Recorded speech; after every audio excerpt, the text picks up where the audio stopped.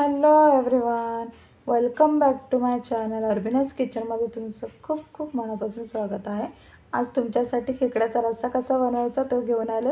Video शेवटपर्यंत नक्की बघा. त्यासाठी आधी आपण हिरवं वाटण तयार करू. मी कोथिंबीर घेतलेली आहे, खोबरं घेतलेलं आहे, अर्धा इंच अद्रकचा तुकडा, 10-12 लसणाच्या पाकळ्या. आता आपलं वाटण तयार आहे. तर पुढचं साहित्य दाखवते. तर 3 ते 4 मीडियम साईजचे कांदे घेतले होते, त्यांना बारीक चिरून घेतलेला आहे. 2 टोमॅटो घेतले, त्यांना बारीक चिरून घेतलेला आहे. आणि 7 ते 8 कढीपत्ता घेतलेला आहे.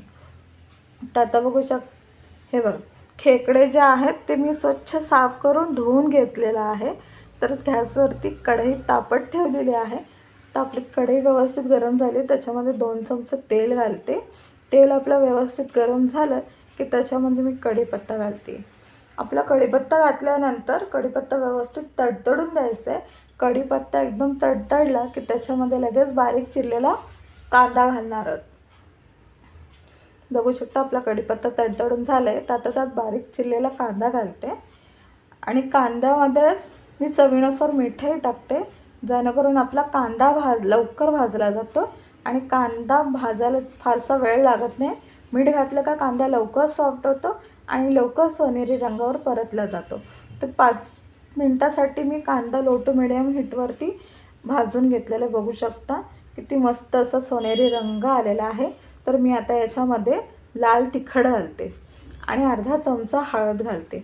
मी याच्यामध्ये कुठलाही बारीक गरम मसाला वगैरे काही वापरत नाही आहे. तर मी याच्यामध्ये 1.5 चमचा लाल तिखट घेतलेला आहे आणि अर्धा चमचा हळद. कारण का माझ्या घरामध्ये थोडं तिखट जास्त खाल्लं जातं, म्हणून मी लाल तिखट जास्त वापरते. तुम्ही तुमच्याकडे तिखट जेवढं हवं आहे त्या हिशोबाने तुम्ही लाल तिखट घालू शकता. आणि एकदम मंद आचेवरती मी मसाला भाजून घेतलेला आहे. बघू शकता किती मस्त असं भाजून झालेलं आहे आणि तेलही सेपरेट झालं आहे. आता जे आपण हिरवं वाटण तयार करून ठेवलं होतं, मी ते हिरवं वाटण याच्यामध्ये घालते आणि हिरवं वाटणसुद्धा मंद आचेवरती आपल्याला 2 ते 3 मिनटासाठी परतून घ्यायचं आहे.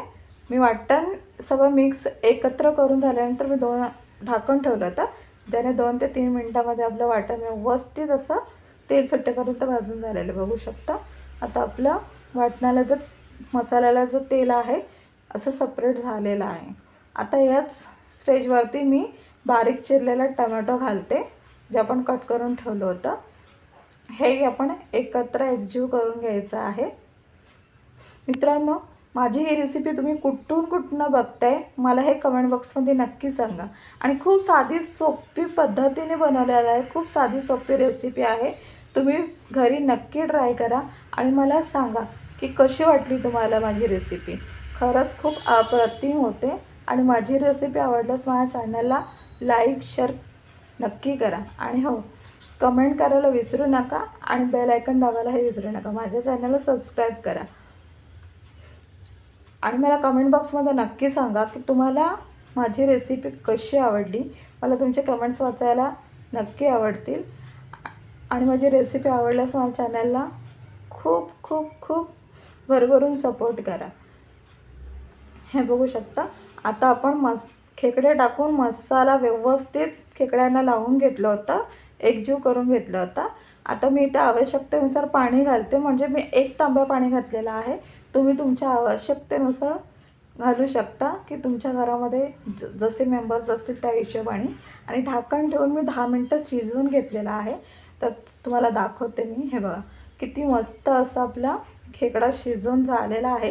तरीसुद्धा मी याच्यावर ढाकण ठेवून परत 10 मिनटासाठी मी शिजवून घेतलं होतं. हे बघा किती मस्त असं आपला रस्सा तयार झालेला आहे. मी हिरवी कोथिंबीर टाकून त्याच्यावरती गार्निश केलेला आहे.